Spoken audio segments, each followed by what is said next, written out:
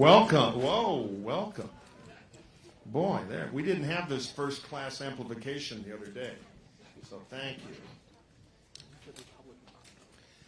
My name is Mike Murphy. I am co-director of the Center for the Political Future, our snappy new name, and it's good to be here at Ground Zero.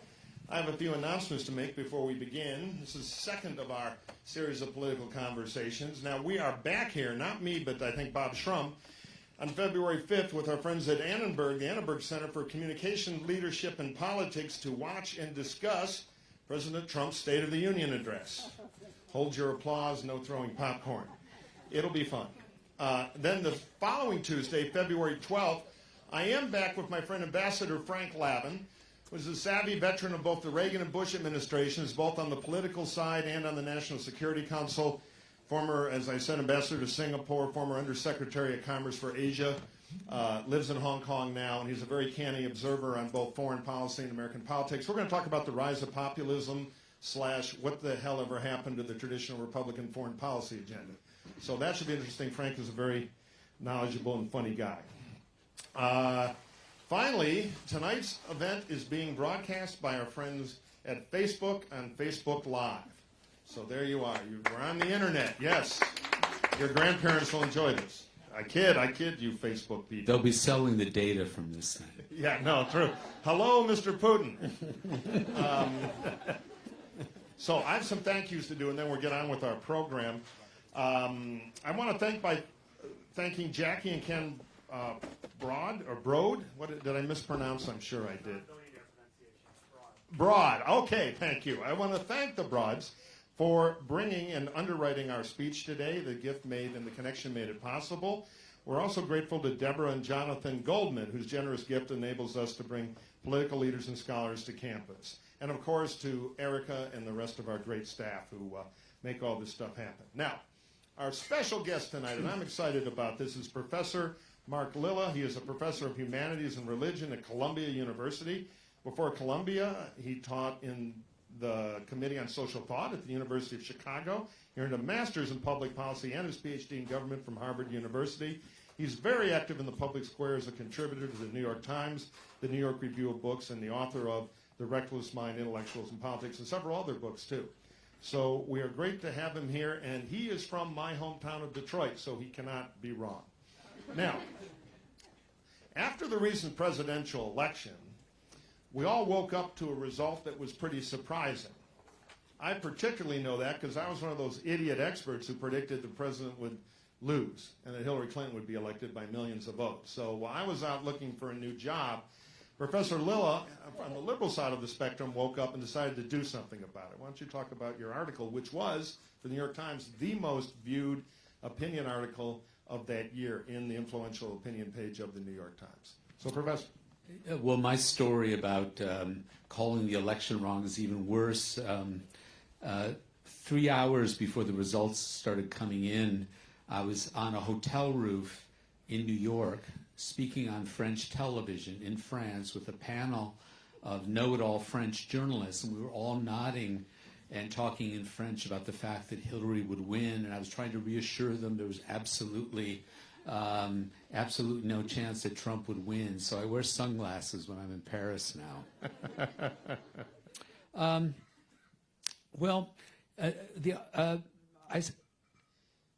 What inspired the book, The Once and Future Liberal, After Identity Politics, was obviously the victory of Donald Trump. But I had been thinking, I'd been dissatisfied for quite a long time by the way in which the Democratic Party in general and then the presidential candidates had approached elections and the difficulty that they were having and Hillary Clinton had in offering a vision of the country and what it stood for and its future, the inability to address what makes we and what the common good is. And I had thoughts about this for a while, And I was struck during the campaign that Hillary Clinton, when she would go out, she would often call out various groups that were there. And I'm glad to see that, a women's group is here. I'm glad that LGBT community is here. Black Lives Matter has shown up. And she had a way of talking to her audiences as if they were just a collection of tribes or collection of groups. Now, the problem is that if you're going to talk about groups in America, you had better mention all of them. And she was very selective about which groups she called out to. Well, anyway, these thoughts were brewing, and then Trump wins. And I sit down and write an article which was published in the Times called After Identity Liberalism, saying that this identity mindset or this identity approach to politics, which has been rooted in the party for a long time, we'll talk about that in a minute, had made the Democratic Party a vision-free party. And it was because of that, among other things, that the party was incapable of meeting the threat of Trump. And so I tried to make the case that we were in need of a liberalism that didn't begin with people's identities, didn't ignore them either, but looked beyond to talk about what it is to be a citizen and what we owe each other as citizens. I thought it was pretty straightforward. Well, the article caused an absolute storm. It froze the server at the Times with the responses. They had to block people from responding to the article. As Mike said, it was the most read political piece in the Times of that year. It was only the third most read article in the Times of the year as a whole. So, of course, you're wondering what was number 2 and number 1. Well, number 2 was why you will be unhappy in your marriage. And number 1 was why men want to marry Melanias and have Ivankas for daughters. So you have a sense of where the country really is and which issues really matter there. But the reaction was so strong and so vicious on the liberal left side and so personal that I decided that I had to write a book in order to explain what I meant. And it's really kind of taken over my life since. I pretty much just teach and travel talking about it. And to my surprise, the book has been translated into 12 languages. It's coming out in Chinese. And so I've been traveling the world, really, and discovering that lots of nations are having anxiety about identity questions and not knowing what the future of the left is, and are wondering whether an identity-based politics is really the future of the left or whether it's precisely the problem. So I've had very interesting conversations all over the world about this. I just got back from Brazil. I'm going to Dubai. I never would have expected this to happen. But very fruitful conversations. I've not had them in the United States. The reaction to the book has been so moralistic, preening, and chest beating that I've had to go abroad to have a sensible conversation. So I'm hoping to have one here. It would be a rare thing for me. Available on Amazon. I've read it. I thought it was very powerfully argued, and I'm going to try to follow with my questioning a little bit of the structure of the book. Maybe we'll start with the history of me versus we, from FDR to the Reagan deconstruction of some of that, to the reaction to it, which brings us to where we are now. Right. Well, I say in the book that one rough and ready way of distinguishing periods in 20th century American politics is to think of there being two excuse me, dispensations. The term dispensation comes from biblical theology, the idea that there are different periods in history when God has a different plan for us, right?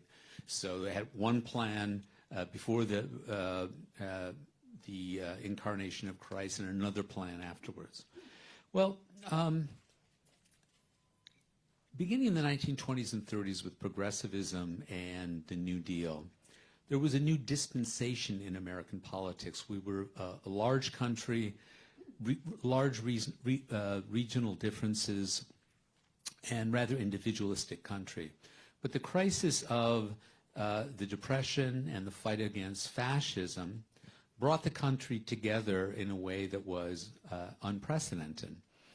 And the Roosevelt dispensation was that to argue that we are not simply individuals in this country, but rather we are citizens of a republic. And citizens owe things to each other, and it's legitimate for them to use government to serve the common good and to make it actually possible for people to participate in American society. If you know about Franklin Delano Roosevelt's 1941 speech, The Four Freedoms, that was fundamental. He said, not only do we have rights against government, freedom of religion and freedom of speech, we also have rights as American citizens that are protected through government, not against government. And that would be freedom from want and freedom from fear. And so a new political sense of citizenship and active government developed. That was the Roosevelt dispensation, and that came to an end in the 1970s for reasons you'll be familiar with. Vietnam, Watergate, activist courts, stagflation, failures of social programs, and the rest. And so then there was a dispensation with Ronald Reagan. And the Reagan dispensation lasted from 1980 until Donald Trump. And that offered a different picture of the country, a country in which individuals needed to have government off their backs, where individuals and families and churches operating freely would be allowed to provide prosperity for the country and opportunity and a sense of belonging based on families and churches. And that was a kind of Republican picture. And that captured the American public imagination from the 1980s until recently. And that too has come to an end. And so now we have to try to understand not only where we are now, but what's coming up next. And that's what is particularly interesting to me as a conservative, is as the left suffered political defeats from the Reagan larger view, and then the Reagan larger view started to lose some energy to cynicism, and we can argue about what and how. Why do you think the left didn't counter-rotate to another communitarian view, an alternative view, instead fragmented into this sort of identity calculation of groups rather than a whole? What do you think kind of put out the flame that it didn't rotate again? Yeah, well, I think there are really two factors. I mean, one was the collapse of hopes in certain ideas of what the left could achieve. The collapse of the new left meant that, and there was no new ideological project for the left. But mainly it had to do with rising individualism in the country because of a new social situation. That on the ground, individual Americans were becoming more independent of each other. People had moved out of cities, white people had moved out of cities into suburbs. People were living in these separate little air-conditioned nightmares, as Henry Miller once called them, out in the suburbs. People drove around, didn't know their neighbors. People had fewer kids who were more coddled. Kids end up now not having cousins because if families only have one child. Women were more independent because of household technology, the birth control pill. All sorts of factors were making Americans less dependent on each other, in fact. And so the old Roosevelt approach to political solidarity no longer seemed to correspond to social reality. And also we were becoming just more self-absorbed.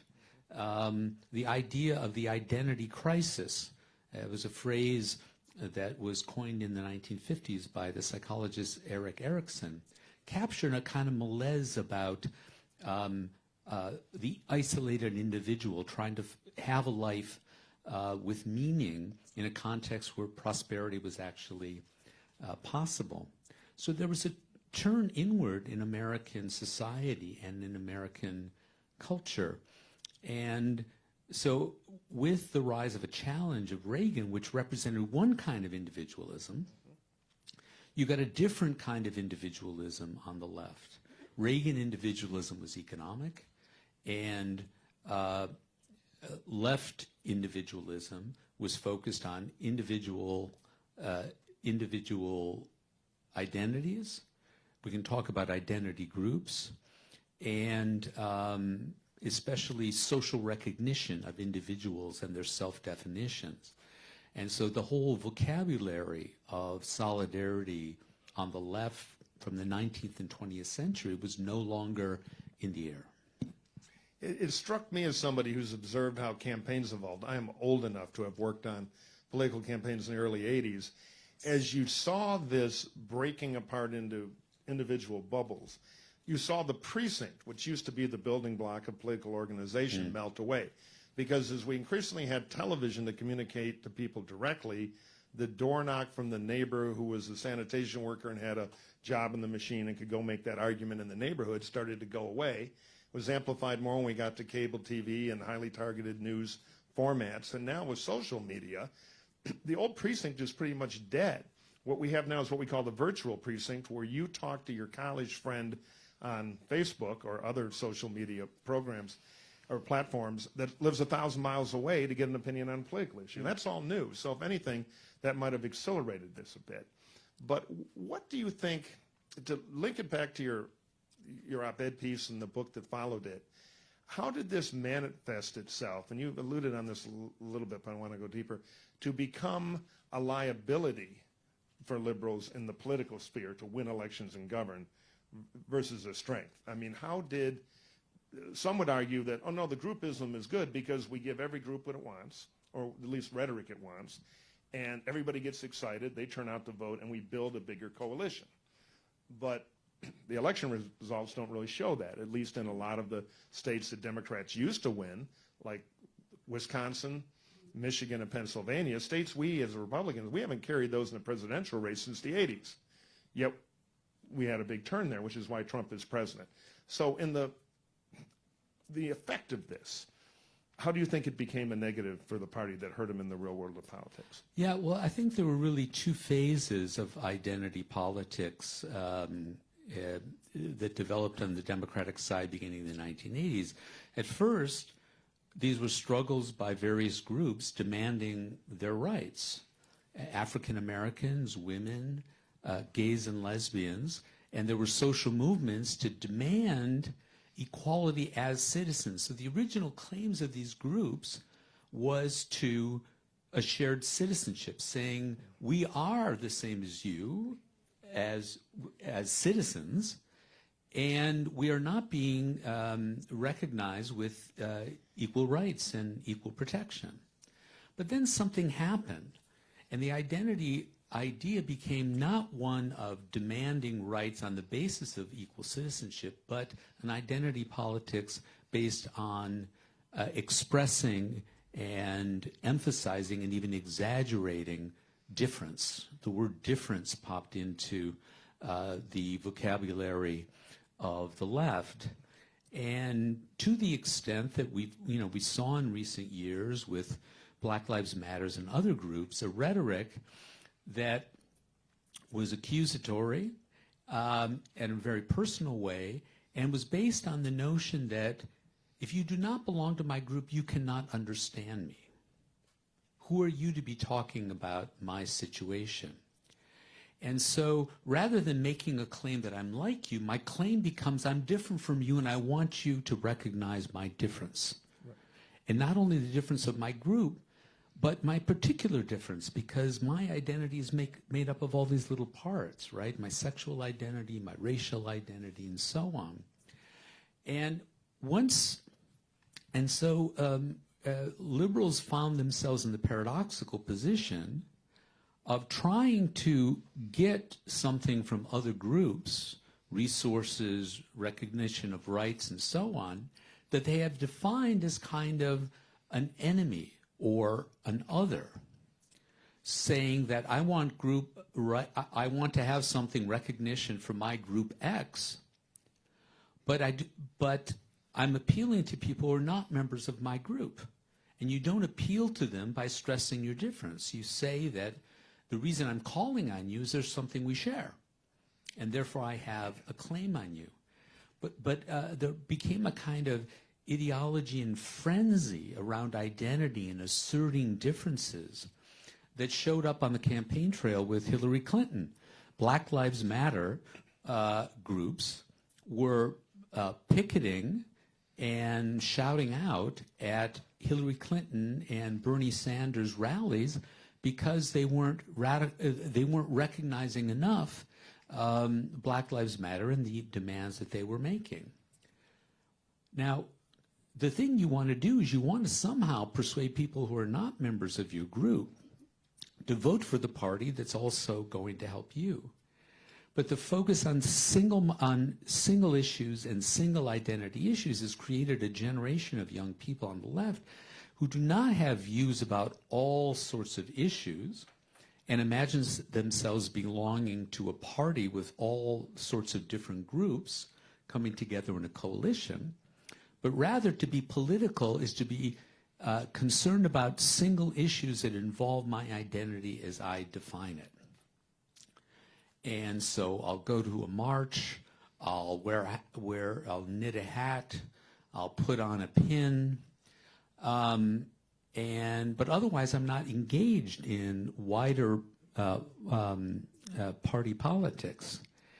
And so whereas the Republicans had this whole party structure and a sense of an ideology that, from the Reagan time, that would explain why Republicans had this view on foreign policy, this view on education, this view on economics. On the Democratic side, you simply had groups of people in movements interested in single issues, squabbling with each other. Yeah, it strikes me the movement thing is emotionally very satisfying. Yeah. Because it resonates to purity. And the movements tend to keep shrinking on a purity test. And in practical politics, we always face the dilemma, and this is true on the right too, ideologically, well, do we want to make a pure point, or do we want to make a victory speech on election night? And to do that, you have to compromise purity because you're in the coalition building business. But when your incentives are instead to throw out heretics who are only 97% pure and to narrow the identity, it becomes difficult. And what bothers me, and there's plenty of this on the right too, there's a symmetry to it, but this idea of there's a death of argument.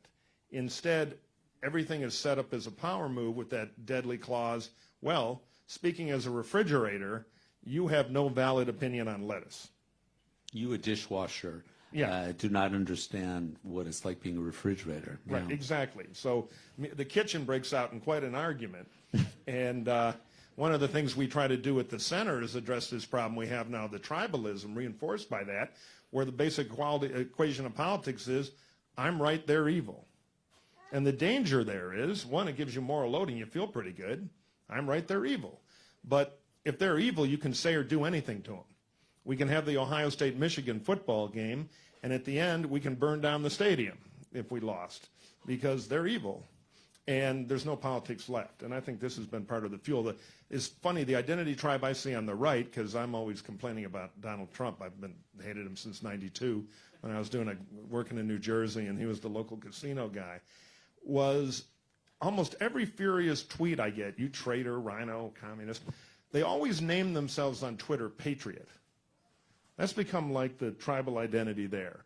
And, underneath that, and this leads to my next question, is there an identity politics, and I believe there is, on the right kind of in reaction to this, that's basically white semi-racism in the subtext anyway, reacting to that and then pushing back itself and letting some of the boundaries of conversation go away that we didn't used to accept in American politics. So the thing becomes a bad feedback loop on both sides. Yeah, of course, the agitation of identity groups on the left did not create white racism. It's a fact of American life. But it allowed this racism gave it an occasion and an excuse to take political form and to become a mirror of left identity groups. So that there was a model for doing identity politics that now white nationalists have taken and have given them a kind of collective identity that has made them quite powerful. I mean, when we saw in Charlottesville, you know, that was a kind of horrifying image of where this could go. So in your travels, it's interesting that the book has found a worldwide audience. And you said earlier that it's been harder to have a conversation here than abroad. What do you think the driver of that is? How are the conversations abroad about their own maybe domestic issues with this and their political cultures different than the kind of discussions you have here? And what do you think the driver of that is? Well, I think our politics have become essentially evangelical. That it's not about policy, but rather it's about convincing another person of your view of the world. And so it's very interesting that we use the word woke, which comes from awakening, to awake, which comes from the religious vocabulary of American evangelicalism. And so being woke means you have to confess your sins, right? And start a new life. So you get baptized in the River Jordan, and after you come out of that, you get a new robe that's not white anymore, and you start a new life. Now you're aware of other positions or the new dispensation of how we're supposed to understand our world.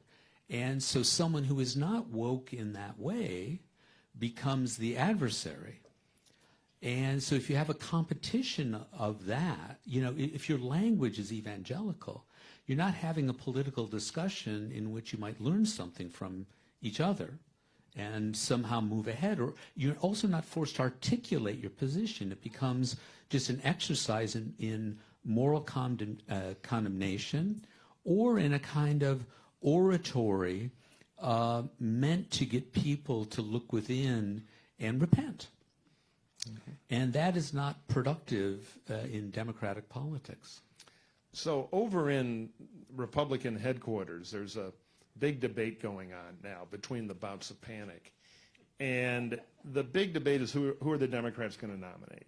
Which route will they go? Will they go in a creative route about bringing groups they don't already have and a larger identity, which is considered a bigger political threat? Or will they double down on identity and use the expression of self in the primary to make a point, which most pro or anti-Trump Republican strategists think could be a repeat of some of the past mistakes?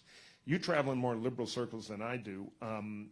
Do you think your argument is getting traction out there? Do you think there may be a candidate who runs a little counter to history on this and tries to blaze more of a we argument? Do you see that emerging, or too early to tell? Or I'm curious. Well, I think it is too early to tell. Certainly, you know, there are people in Washington and people in Congress who welcome the message of help them articulate their own feelings about what was wrong. I mean, I was actually buoyed a bit by the midterm elections because for me it was the perfect outcome that you had a very diverse group of candidates who were talking about the common good and not talking about themselves. That's exactly what you want, right? You want to be able to go out and to reach out to people in all sorts of different groups and convince them that we have a common fight right now that we have to wage, but also that we might be able to have a common program. And I argue in the last third of the book that the basis of our rhetoric ought to be our shared citizenship.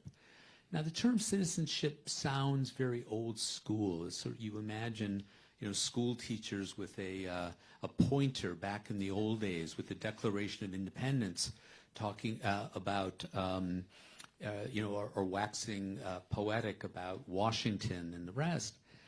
Where for me, citizenship is the coin of the realm in modern democracy. that it provides a basis for talking about the common good, the common adventure of democracy and imagining a future and then trying to achieve it, that is detachable from what people's group or personal identities might be. It's possible to walk and chew gum at the same time. It's possible to say, I belong to this group, other people belong to other groups, they have different needs and different demands, which makes sense. But we all are citizens and therefore have a way of talking about what we're doing together and how to address those various group needs.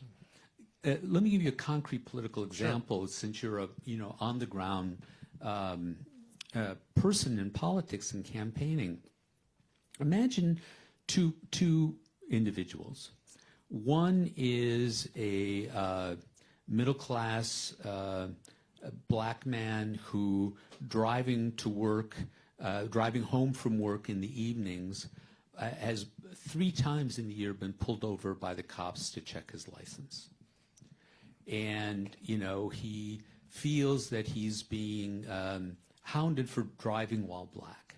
He's angry, he feels humiliated, and he has every right to be.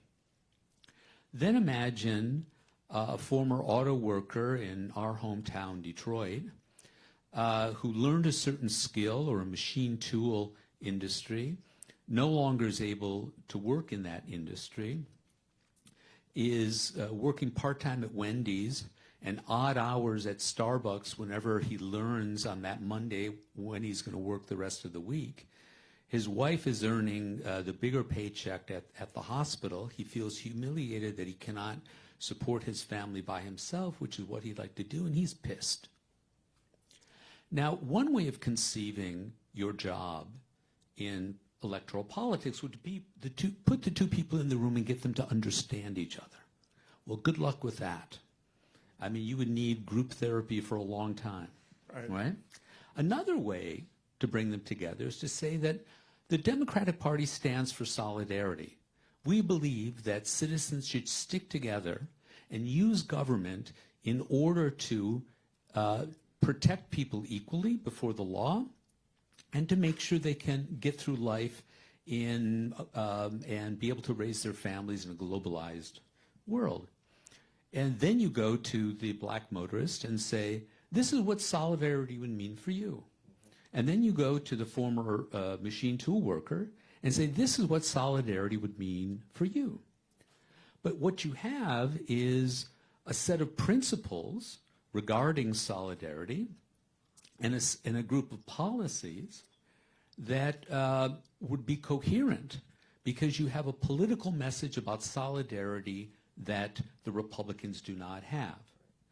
Republicans do not believe we owe things to each other politically, and that we can legitimately use government. Not you may, because you're an old-style Republican, but the Republican Party, it's not common for them to talk about what we owe each other as citizens and how we're going to fulfill our duties through active government. And that is what distinguishes and ought to distinguish Democrats from Republicans.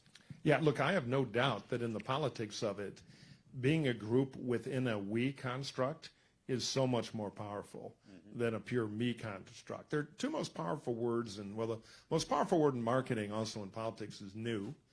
And in politics, the super powerful word is we. And if you ever watch a Trump rally, and I'm sure we have a lot of folks here who never miss one, I see all the red hats here on campus. But if you listen to a Trump rally, I'll buy a beer if he doesn't say the word we, referring to his political supporters, under 15 times. Just hammers it and hammers it and hammers it. But for some reason, that message has been a bit lost. Now, I've got a couple of countervailing arguments here, just quickly. Adam Gopnik, wrote in the New Yorker, kind of in reaction to your piece and a few others, that he made the argument that, no, identity groupism is nothing new in American politics. You look at the old campaign handbills. Hell, my grandfather was an elected judge in Wayne County. He was Irish, and the handbill would be Murphy for judge, O'Hanlon for mayor, Smith for comptroller, Greenberg for chief of police, Cagliaro for X. It was an ethnic ticket, with each group getting something. And so his argument is there's nothing new about this now. It used to be the Irish and the Italians or Catholics or Jews. Now it's updated to groups about other types of identity. So nothing new, nothing wrong. What's your kind of reaction to that counter-pressure? Well, it's a good question because it allows me to distinguish interest group politics from identity politics. Ordinary interest group politics would say that, well, the Germans want a library, the Italians want more jobs on the police force, and so on. You recognize groups as interest groups. And that's ordinary democratic politics. It's different to say that this is about identity because there's a justice claim that is there. It's not just that we have to share the spoils. And there's a recognition claim. I want to be recognized as legitimate within the group that I belong to. That was not a question in Tammany Hall. Right. In Tammany Hall, the question is, how are we going to distribute these things so we get votes in all of these groups? And it allowed the groups who had different identities to come together on the basis of interest, right, which is different from trying to get people who are making claims about some imagined essence that they have. Right. It was interesting when I was running Christine Tom Whitman's campaigns way back in the early 90s. She was about the most liberal governor in the Republican Party. And we'd always go through these campaigns where the Democrats would nominate kind of a clubhouse Paul. And we had the first female candidate for governor of New Jersey who was on Republican standards as far over on the very pro-choice, that's very much into the normal checkpoint issues. Yet every woman's political group, of course, would endorse against us because we were an enemy of all women based on the R after our name, even though she was fighting the fight in the party for a liberal Rockefeller-style republicanism way to the left of me. But she never got any credit for that because part of the identity formula is you have to vote a certain dogma based on your DNA. You have no real choice in the matter if you are to be a righteous individual. And to me, that just cheapens choice and argument. We'll see if it changes in this political year. We're going to have a very turbulent campaign for president. The Democratic nomination has never been more worth having if the polls are to be believed, and I think they essentially are. So this is going to be a struggle to define the Democratic Party, and we'll see. Yeah, well, the classic case of this on the Democratic side is what happened around abortion. Right, Casey. Casey. So Governor William Casey in Pennsylvania, what year was that? 80? Oh, that's a good quiz question. I don't know. I'm going to flunk your class here, Professor, because I can't remember. It might have been the 92 convention? 92 convention, let's say. Governor Casey of Pennsylvania, he was a good labor Democrat, good on every issue that you would want to mention as a liberal. He was Catholic, and he was opposed to abortion, but he wasn't dogmatic about that being the central issue. He simply wanted to make a case at the Democratic Convention against abortion and saying that we ought to have a plank. He knew that it would be defeated, but he simply wanted that recognized, and he was not allowed to speak at the convention because that was thought to be taboo even to say that you had a dissenting view on this issue within the party.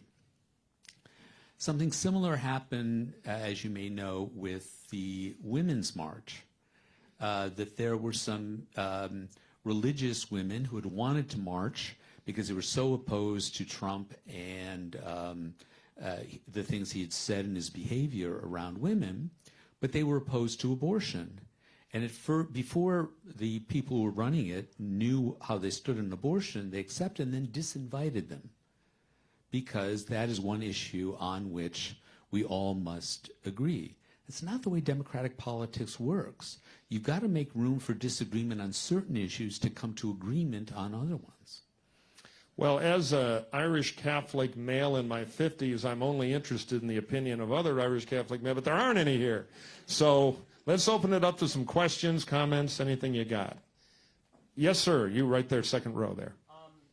You wrote an article in We have a mic runner here coming real quick. There you go. You wrote an article in the New Republic in 2010 on Carl Schmitt and Leo Strauss in China.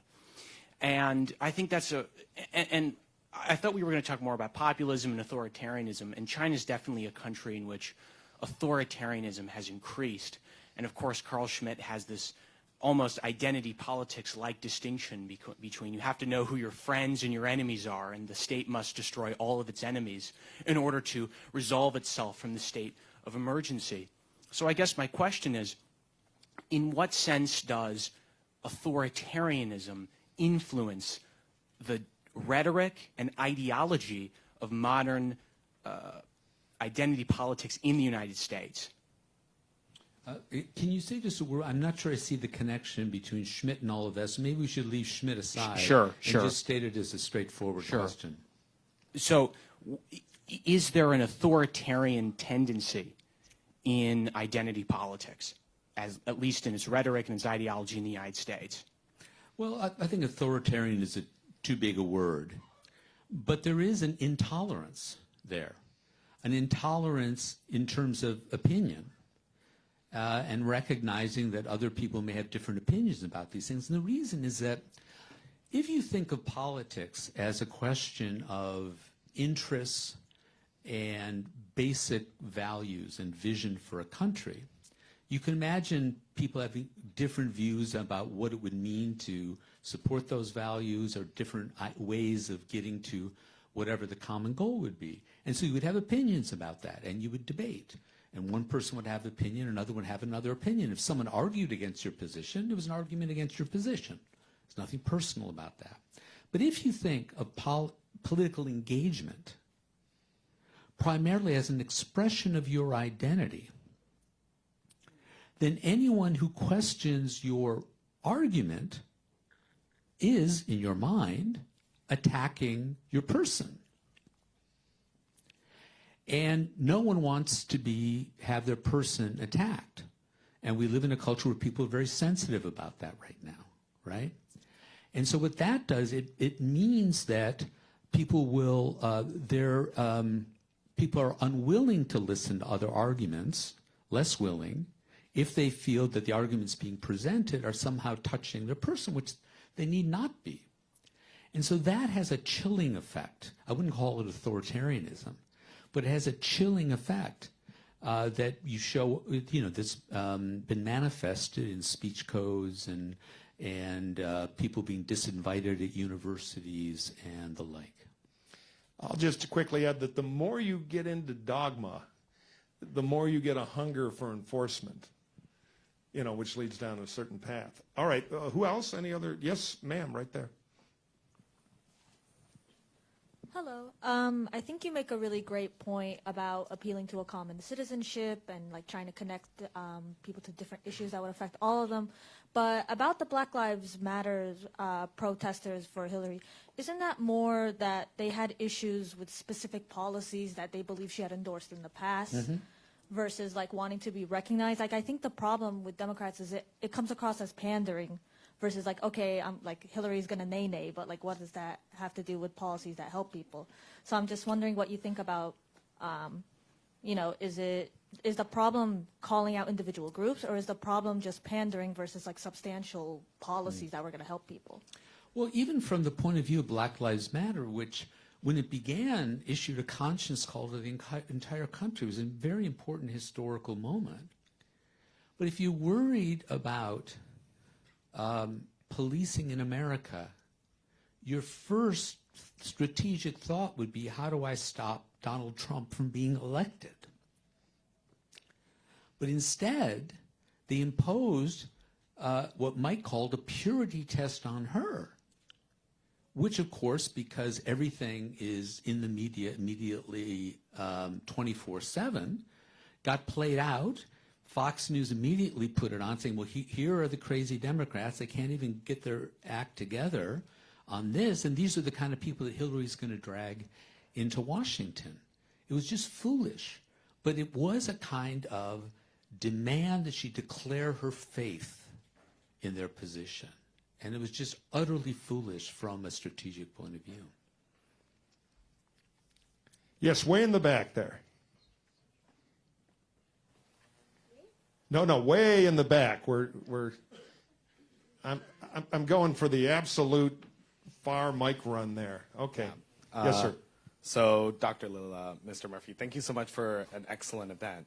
And the question I have is that, of course, identity politics are not new in America, but so a liberal critiquing the Liberal Party is also not new. So, for example, Richard Rorty wrote the Achieving Our Country in '98, and it was received well by academics, indifference by the general population. What do you think has changed over the past 20 years that made your book so controversial and sort of eviscerated in the public?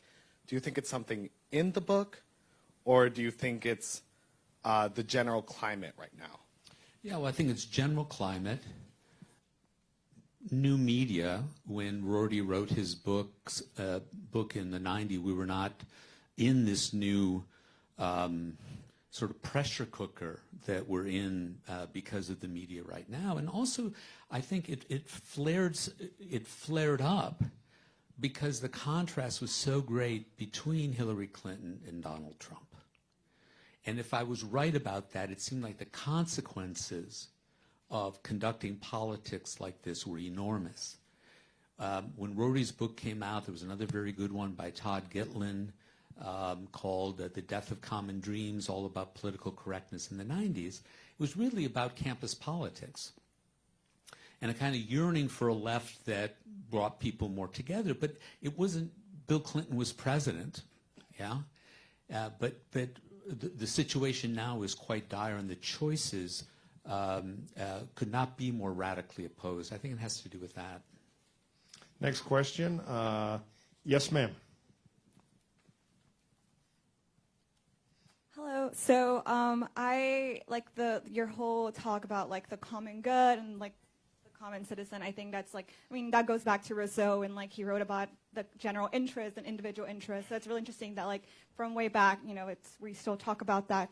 My only like issue, I guess, is that when we talk, you say that groups like that identify themselves with a specific type of group, or that go to marches that, you know, for their groups, like maybe the LGBTQ community, are, you know, sometimes intolerant. But I would argue that they're only, you know, reacting to people who are intolerant to them, who don't see them as equals. So, you know, how do you, if they're not going to vote for someone who doesn't, you know, is looking out for their interests. So like, how do you get around that? Like when, you know, some like people who disagree, who just because of their religion or whatever, are just never going to be, you know, see them as like equal, like citizens. Yeah, well, look, as long as people think of themselves as an interest, then it's possible to mobilize people around an identity, given certain issues. Any other chips to play with other people, right? So if you also have views about other things, you can say, okay, so I need your help on legislation about gay marriage. You may not be so hot about that, but you may be concerned about health care in some way, or concerned about a foreign policy issue. So I'll lend you support on those things if you lend support on this issue. That's ordinary democratic politics. But that means conceiving yourself as an interest group, not as an evangelical group, simply making a moral claim and wanting recognition on the basis of it. I just think you underestimate like the youth and like college like students, because at least like the people I surround myself with and that I've interacted with are not just single people, like single issue people, and they care about way more issues than that. So I think that's something that just maybe like the older generation does, like I don't know like which students you've interacted with, but like I don't see that. And that For those of you who couldn't hear it, she was arguing that, in fact, the people she knows who are involved in these things are interested in other issues. I guess for me, the litmus test is whether you participate in party politics. It's not just that you have an opinion and you express it online. Hitting send is not a political act, right? In order to be involved, you have to be involved in the party. And I just keep trying to encourage young people to be, if you are a liberal and generally hold the views that the Democratic Party does, get involved in the party, not just in your movements. One of the hard lessons of practical politics we learn, because us political operatives, we all come in as ideologues and activists. Then you learn that somebody voting for you or your candidate that's super excited and proud to vote for it is worth no more than somebody who's lukewarm and I guess I'll take it. And often I take 1 million, I guess I'll take it voters over 100,000. This is the biggest moment of my life voters because I know which one will end in a victory speech. Yes, sir, they're in the white shirt.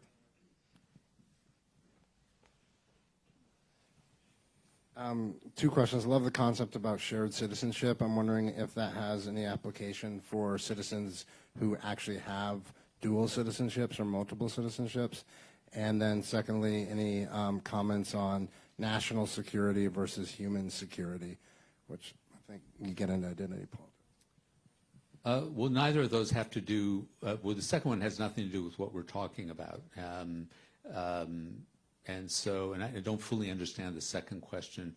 As for the first question, for me, citizenship is not a legal formal matter. I mean, it is, right? Do you have the papers? And certain countries allow dual citizenship, others don't. But I'm interested in making citizenship more than a formal designation, but to pack it with meaning. That to say you're a citizen commits you to something. And if you're committed to participating in this common enterprise, common political enterprise, and the adventure of self-government in democracy, that commits you to certain things that you're obliged to do and sacrifices you're willing to make for fellow citizens, and also gives you a stake in that and rights in relation to that. So if someone has dual citizenship, my daughter has dual citizenship, French and American, and depending on where she's living, I think she should comport herself like a citizen in that way. Quick question from me, show of hands, voluntary. How many of you took a civics class in high school that was fairly rigorous? Well, that's good. That's good. All right, questions. Yes, ma'am, right there. Hi. So you brought up like electoral politics and how in order to get the issues that we want done, we have to like engage in that electoral politics and that conversation. But I guess I'm wondering, what if these identity politics and all the frustrations that we're witnessing in our country right now comes more from a frustration of our electoral politics system and the two-party system, and how do we mitigate that, I guess? Like, what if it's more out of people wanting to do away with the system and it's more radical than just their own identity? Because that's where I feel like in the groups that I'm in, it comes more from. Well, it's increasingly striking to me to see that frustration with the system is inversely related to participation in the system. There are people who are dissatisfied who are just not participating. They're just unhappy people. And they have another idea of some ideal system that would deliver a different outcome. Not only is this the system we have, but interestingly, people who are involved in it, I think, have more confidence in the system than the grousers on the side, because when you're involved, you see that you can actually fight for a candidate and win. You can actually want a law. You can want a bathroom law. You can want a gay marriage law. And if you work on it, you might actually get it. But there's a kind of distanced internet left that is unhappy with the system. It wants socialism, whatever that's supposed to mean. And they don't have a taste for actual politics and actually engaging with their fellow citizens. And that means going places where there are not people like you. Where on the internet you can, and the sort of virtual political activism online, you can just hang out with people like yourself. It doesn't mean, if you're concerned about a woman's right to abortion, that's mean in Iowa, getting a different president is not going to change that. It's the state legislature that's putting restrictions. You have to go to Iowa. It means you have to talk to Iowans who are overwhelmingly white and religious. That's your job, if you really care about it. But if you're lazy and just want to stay home and complain about the system, that's another life. But it's not going to protect women's rights in Iowa. Because you can't change the system if you're not inside it. And here's the deal. It's wide open. Just got to show up and participate. Yes, Father.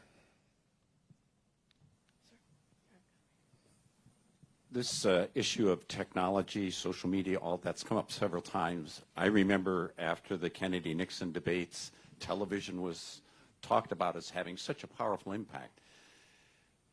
If we try to work towards solidarity, are we working against the grain of cable television and social media? How do we underestimate the power of the technology to move in the direction we don't want to go? No, I think that's the problem. I mean, I talk about this a bit at the end of the book, is that, you know, so many of the forces in our lives today, I think intellectual forces, technological forces, economic forces, work to separate us like elementary particles. And so arguing for solidarity means going against the grain, because going with the grain, you're only contributing to the problems we have. And so that's why I don't think there's an easy fix to this at all. I mean, the end of my book does not give you a nice little wrapped up present saying, you know, here's our 5-point plan about what we're going to do. It requires a change in orientation and a change in language. It means a turning. And so that's what I'm arguing for, is for people who are liberals or are further left involved in politics right now. You need to adopt a new language and think about expressing yourself and developing ideas for the country based on a different aspiration, which you then have to go out and convince people of. Now, the one hook you have in people is that in talking about citizenship and the common good, is that there is a common good. There are things that affect all of us, actually. The climate, the state of the economy, number of things, regulation of the internet, all sorts of things that affect us. There are goods that are common to us, but we're not addressing them if we don't have a vocabulary of talking about them in that way. So it's the reality of the common good that gives me a little hope that we can start persuading people to think about it, because it's actually out there. The woman earlier mentioned Rousseau. You know, in Rousseau's thinking, the common good is something that you discover in conversation, in political conversation. You discover that there are things that don't just concern your interest and my interest and someone else's interest, but a common good. But we need even a vocabulary to talk about that, and we don't have it. We have time for one more question, then I have to land this thing. Way in the back, you've had your hand up for a long time, the jacket there. Which jacket? Right there. Keep your hand up. You don't let it down till you get the mic. There you go. Excellent. G'day. Look, I was wondering what you might think about the role of tolerance, or a different understanding of tolerance, because at least these days it has sort of a negative connotation. To tolerate someone sort of means to put up with them, but at least in a sort of more traditional, old-fashioned sense, at least in the work of John Stuart Mill on liberty, tolerance was much more about respecting people with whom you disagree. Whereas I seem to notice today that some of the questions and some of the discussion has used words like intolerant or tolerant, and it seems to me like tolerance has moved to approbation, and approbation to celebration. So meaning, you're basically intolerant unless you approve of something, which is precisely the opposite of what tolerance originally meant. And not only that, you're intolerant if you don't then celebrate something. So I'm wondering whether you think a different understanding of tolerance, either revivifying an older one or correcting the current one, might be a way to help people think about how they disagree about any particular issue? Yeah, well, that's a good question, because Mill talks about two kinds of, at least two kinds of toleration that I can think of. One is tolerating that someone would express an opinion different from your own, but also toleration of different ways of life. And on that side, we're doing much better than we've ever done. I mean, the one area in which identity politics has made this a better country is in the wider culture, that there's more toleration of different ways of life, whether they have to do with customs, whether they have to do with sexuality, and that's all to the good. But it seems to have come along with an intolerance of different viewpoints. And we require both of those. And that's why I think it's important when we talk about difficulties of speech on campus, that we not talk about free speech. Of course, people can talk. What's really required is viewpoint diversity, that people be, that a university be a place where people have to encounter people who have not just come from different ethnic groups, and we're from 3 different ethnic backgrounds, and we have 3 different ways of making dumpling stuffed with meat, right? That's one thing. But it's another to say that you ought to be in a situation where you're forced to engage rationally with people who hold different points of view. And the universities have not been fulfilling their role there. There's cowardice about that. And I think that university administrations have to take that in hand and be more aggressive about making sure that there's a climate on campus where you're forced to encounter different views and not simply huff and puff and walk out of the room and tweet about it later, but you're in a situation where you're are made to, like a classroom situation, to respond with an argument.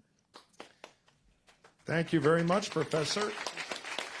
I'm going to take him out to dinner now, ply him with wine, and try to get him to file in the New Hampshire Democratic presidential primary, because we need this debate. But thank you very much to our guests. Thank all of you for coming.